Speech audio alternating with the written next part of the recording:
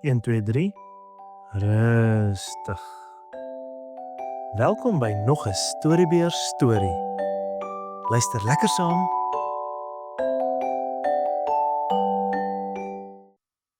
Jona en Ninive.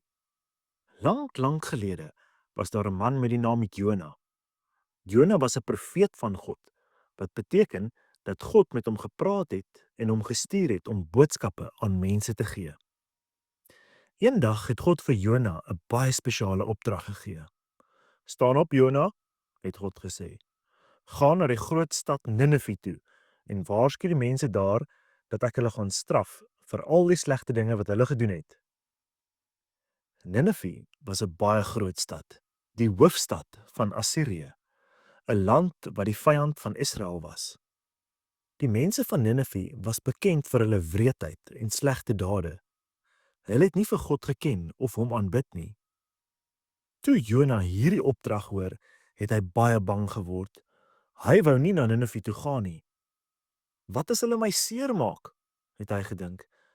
"En wat as hulle luister en God vergewe hulle? Hulle verdien om gestraf te word vir al die slegte dinge wat hulle gedoen het." So, in plaas van om na Ninive toe te gaan soos God gesê het, het Jona besluit om weg te hardloop.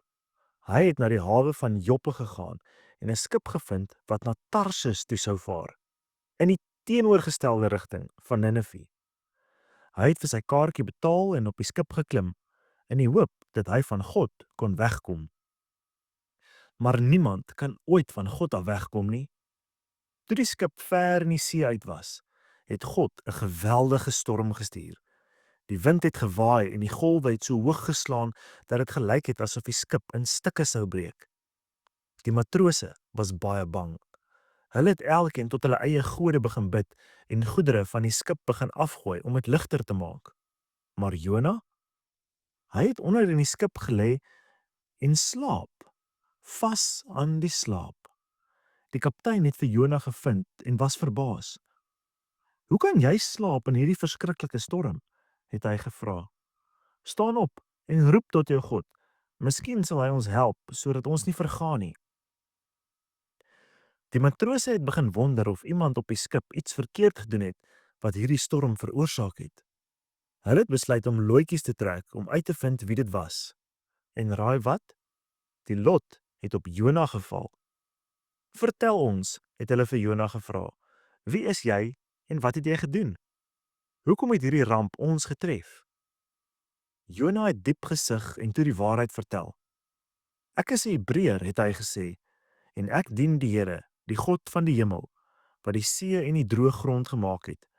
Ek hardloop weg van hom af, en dit is my skuld dat hierdie storm julle getref het." Die matrose was nou nog banger.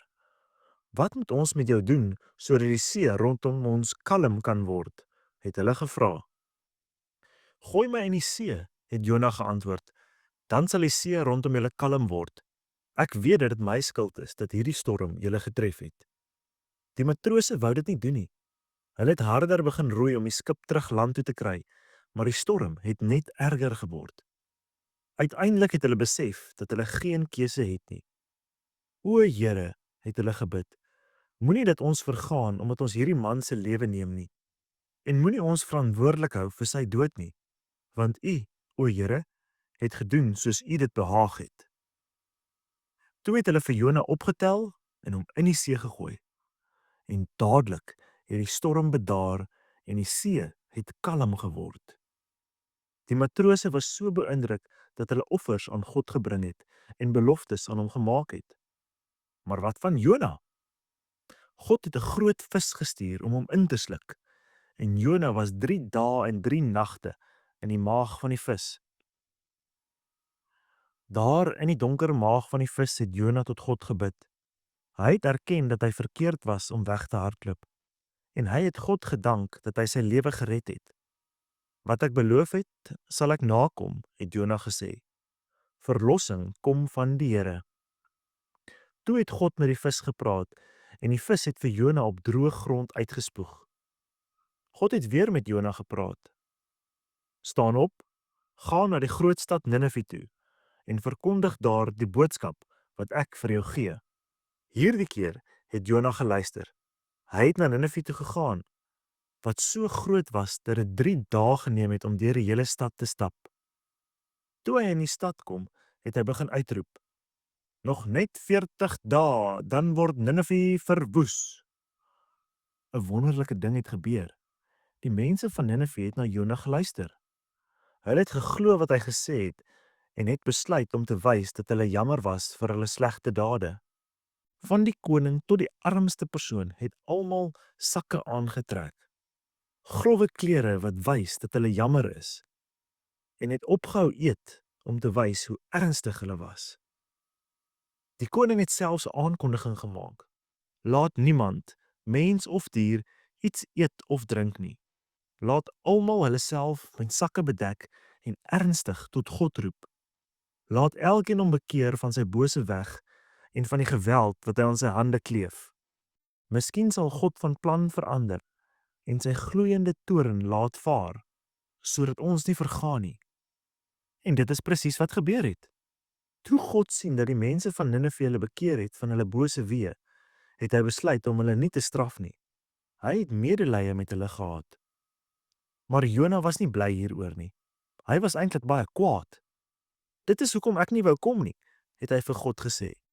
"Ek het geweet dat U genadig en barmhartig is, lankmoedig en vol liefde, en dat U bereid is om van plan te verander oor die onheil. Neem nou maar my lewe, Here, want dit is my beter om te sterwe as om te lewe." En God het vir Jona gevra: "Jona, het jy rede om kwaad te wees?" Jona het die stad verlaat en aan die ooste kant gaan sit.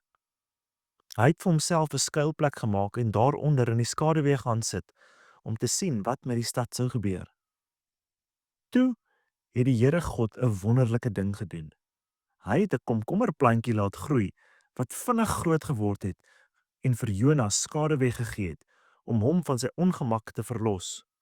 Jona was baie bly oor die plantjie, maar die volgende oggend het God 'n wurm gestuur wat die plant aangeval het en dit het verdroog. Toe die son opkom, het God 'n skroeiende oostewind gestuur en die son het op Jona se kop geskyn sodat hy amper flou geword het. Hy het gewens hy kon maar sterwe en het gesê: "Dit is my beter om te sterf as om te lewe." Toe het God vir Jona gesê: "Het jy rede om kwaad te wees oor die komkommerplantjie?" "Ja," het Jona geantwoord. "Ek het rede om dodelik kwaad te wees." Maar die Here het gesê: "Jy is besorg oor 'n komkommerplant waaroor jy nie gewerk het en wat jy nie gekweek het nie, wat in een nag opgekom het en in een nag vergaan het.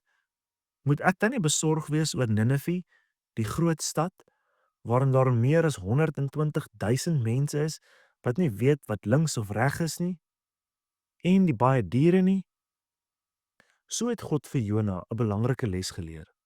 God se liefde en genade is vir alle mense, selfs vir die wat ons dink dit nie verdien nie. God gee om vir almal en hy wil hê dat almal tot hom moet draai en gered moet word. Onthou dat God lief is vir alle mense, net soos hy lief was vir die mense van Ninive.